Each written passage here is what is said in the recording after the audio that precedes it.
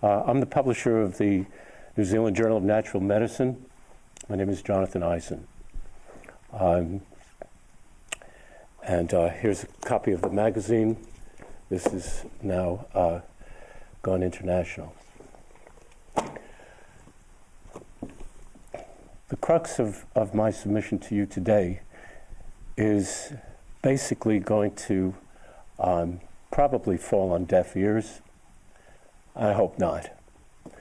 In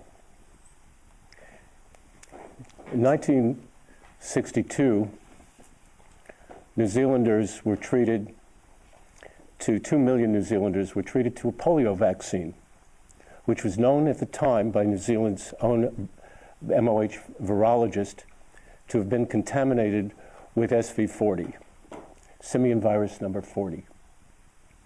Simian virus number 40 was known at the time to be carcinogenic virus.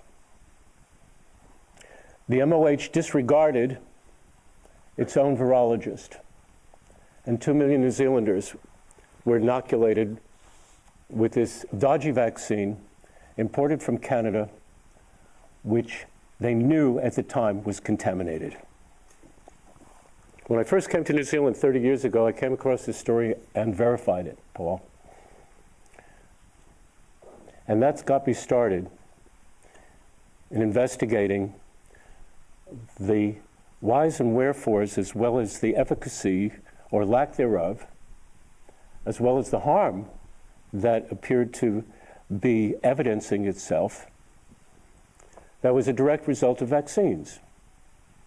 My father was a cardiologist, and like most doctors, bought the party line that vaccines actually decreased significantly the outbreak of vaccine-preventable diseases, saved a lot of lives, blah, blah, blah.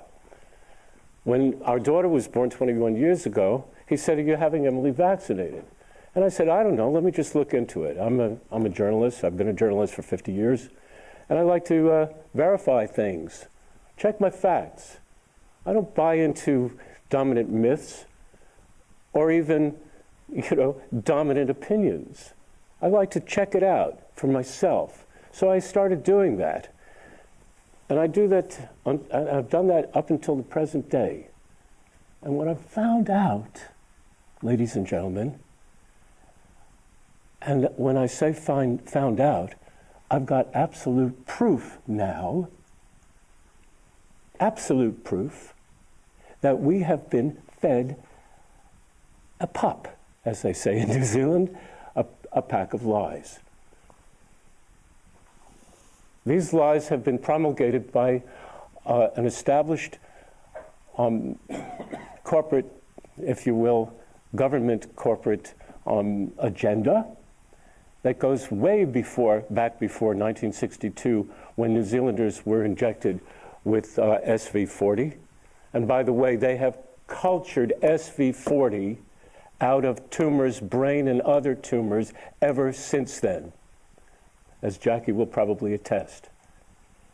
Which means that the cancer epidemic in this country, part of which can be directly attributable to vaccines. Skipping ahead, we find the last few years, various vaccines coming to market, and not one of them has been tested for carcinogenicity. Not one. We are in the midst of a very serious cancer epidemic, but wait, there's more. When I tried to find out what the story was for children, and this is our focus and emphasis today, I found out something which I presented to this committee a year or two ago, as Kevin Jackie would probably remember, which showed that the more vaccines that kids get, the higher the mortality rate is in country after country after country. I will give you these. Here, take them. Okay, literally, table. They're on the table. You can have it later. These are not conjectures. This is not wild conspiracy theory. This is the data from MOHs as well as the Journal of the American Medical Association for years and years and years. These days we hear a lot about evidence-based medicine, but we don't hear from the medical establishment the fact that the more vaccines kids get, the higher the mortality rate. Now, everybody in this room has probably heard of Dr. Andrew Wakefield, right? Andrew Wakefield was the chap at the Royal Free Children's Hospital who led a team of gastroenterologists like himself and other doctors to investigate the connections between the MMR vaccine and autism. We have an autism epidemic that is now approximately 1 kid in 80 to 100 who is coming down with autism. You talk about protecting children, hello. Let's actually get to the crux of the matter. Andrew Wakefield was the recipient of a witch hunt, as you probably know, in England. The British Medical Journal, which ran his study initially, was forced to retract that study. He was hounded out of the medical field in England, had to go to the United States, and was widely thought to have been discredited, right? There's no connection, people say now. Andrew Wakefield was discredited. No connection between this hideous autism epidemic and the MMR vaccine. Well, wrong. Andrew Wakefield and his team have been vindicated. The BMJ has written a retraction. It has never made the mainstream media in this country or elsewhere. But now he's going after the BMJ and the chap who fabricated the charges against him. And you will see for yourselves, if mainstream media ever deigns to cover it, that there is indeed a connection, and a very serious, very scientific connection between this dodgy vaccine and this autism epidemic. How many millions of kids have to get autism before the medical establishment and government agencies like your own learns the lesson? We have been, and I'll wrap this up right now, we have been sold a pup. And the pup is that vaccines protect our children and ourselves from these diseases, and this is not true. I say that from 21 years of research. I say that coming from an objective point of view. As I said to you before, my father was a doctor, and I respect him mightily. But my father, who was the first one to discover the connection between smoking and heart disease, and Paul, you might be interested in this one, he published from 1948 to 1956 and discovered that the real deal there was the inhalation of carbon monoxide, which packs the red blood cell volume and creates an atherosclerotic response from the body. At that point, wait a minute, Paul, I'm almost done here. Yeah, I know, I'm just almost done. Let me finish my sentence. When he presented his findings to the Journal of the AMA, they turned him down cold. A few months later, after completely being flabbergasted by this rejection, he found out that the Journal of the AMA was 50 or 51% supported by the American Tobacco Institute. Funny about that. And he published in the Canadian Medical Journal. His research has since been completely vindicated. How long will it take us to cop to the fact that the medical establishment is corrupt? And the result of this corruption is the abuse of our children and the families of these children who have to take care of children who have been damaged by these vaccines. Thank you for listening. Any questions? How much time do I have left? Not very much.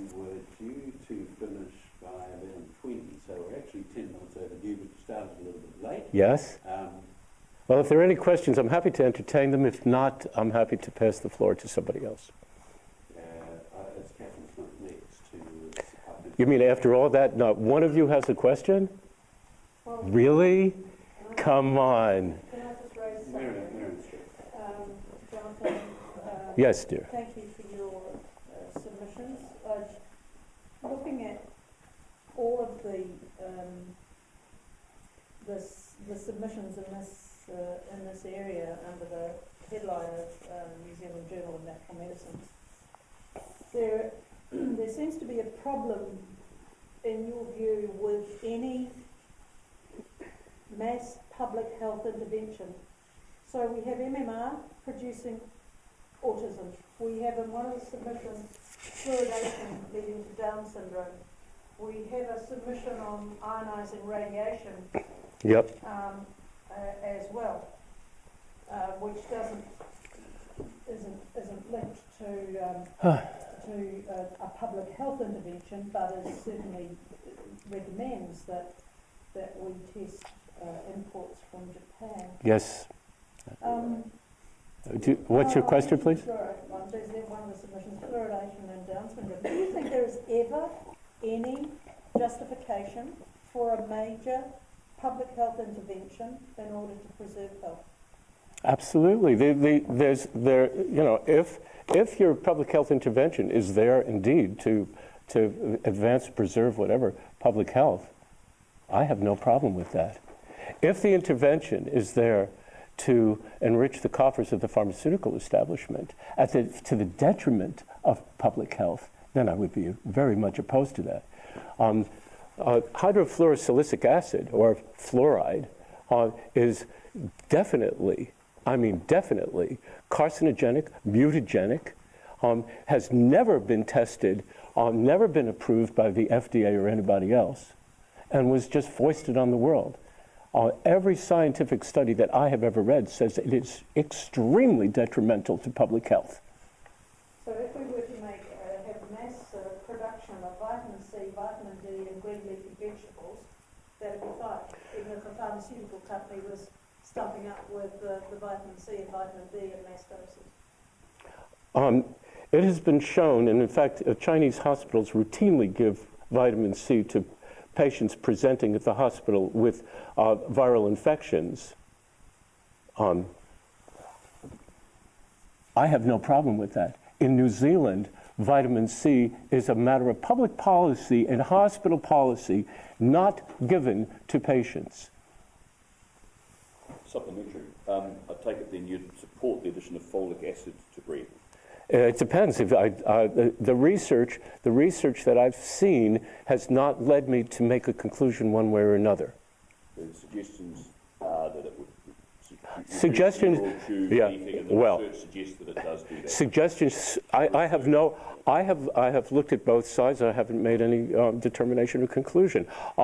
When you have interventions such as fluoride, which is carcinogenic, and has been known to be that since 1947, and you have this mass mind, this consensual reality trance that we're in that says fluoride is good, fluoride prevents cavities, which goes against every single scientific study that has been made on fluoride.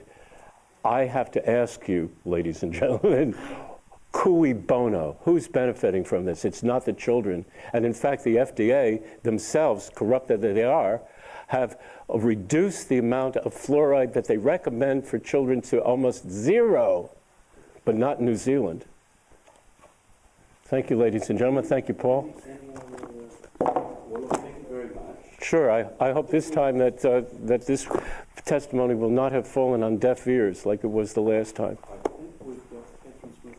Thank you, sir. Yeah, thank you.